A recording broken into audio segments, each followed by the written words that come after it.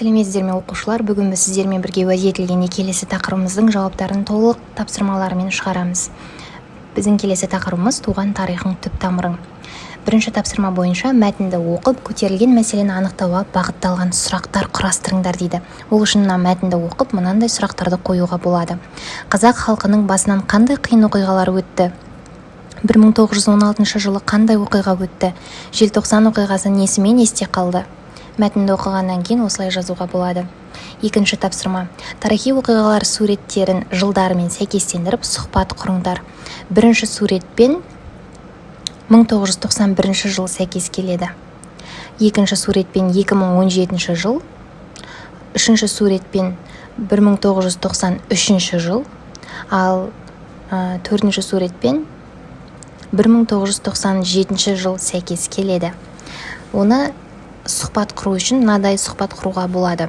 Досым екеуміз еліміздегі тарихы туралы әңгіме айтып өріп өтейікші. Әрине, неден бастаймыз? Алматыдағы тәуелсіздік монументі не үшін қойылды? 1991 жылы көтеріліске шыққан тәуелсіздік құрбандары үшін. Теңгеміз қай жылы айналымға енді? 1993 жылы 16 қазанда. Экспо көрмесі Қазақстанда қашан өтті? 2017 жылы. Бәйтеректің биіктігі неге 97 метр екенін білесің бе? Себебі 1997 жылы тұрғызылған. Осындай тарихи оқиғаларды біліп жүрек, яғни бұл жерде жұптық жұмыс ретінде сыныптағы екі оқушы осы диалогты оқып шықсаңыздар болады. Келесі. Бізде төртінші тапсырма. Үшінші тапсырмада жатқа жазу керек, оны білетін шығарсыздар. Мәтіннен сөз екпінін табыңдар. Мұнда сөз екпіні бүгінгі, оны бүгінгі деп жазылғанбыз, бүгінгі деп айтамыз.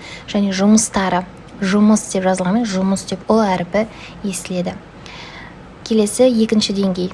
Төмендегі толғаудан тіркес екпінін табыңдар. Бұнда тіркес екпіні кекшіл болма және өршіл болма. Келесі үшінші деңгей. Мақал мәтелдерді жазып, мағынасын түсіндіріңдер және ой екпіні түсіп тұрған сөздердің астын сызыңдар. Мақал мәтелден мына мақалды алдым.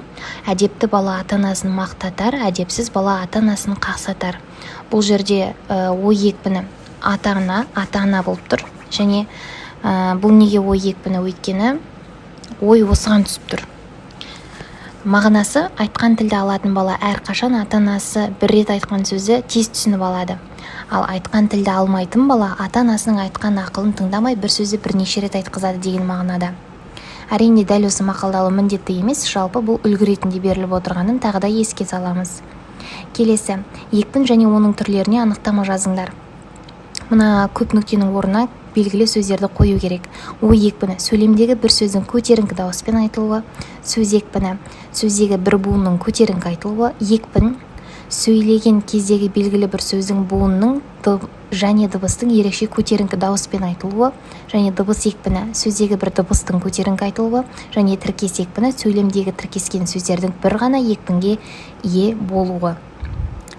Және алтыншы тапсырма. Бізде өз ойларыңмен Қазбек бидің жауабын жалғастырыңдар. 4, 5, 6, 7, 8, 9, 10. Түпнұсқамен салыстырыңдар, екпін түрлерін анықтаңдар дейді. Бұл жерде 3 дегенімізге дейін берген, бұның жалғасы негізі бар, бірақ сіздер өздеріңіздің ойларыңыздан қосуларыңыз керек. Бұны қалай анықтауға болады? Мәселен, өздеріңіздің деңгейлеріңізге, жас ерекшеліктеріңізге сәйкес жаздым. Солай келтірсеңіздер болады. Мәселен, 4 дегеніміз айтқанды тыңдамайтын ұрпақ жаман, 5 дегеніміз биікке ұмтылмайтын бала жаман, 6 дегеніміз сөз мәнін түсінбейтін ақымақ жаман, бұл жерде болу керек.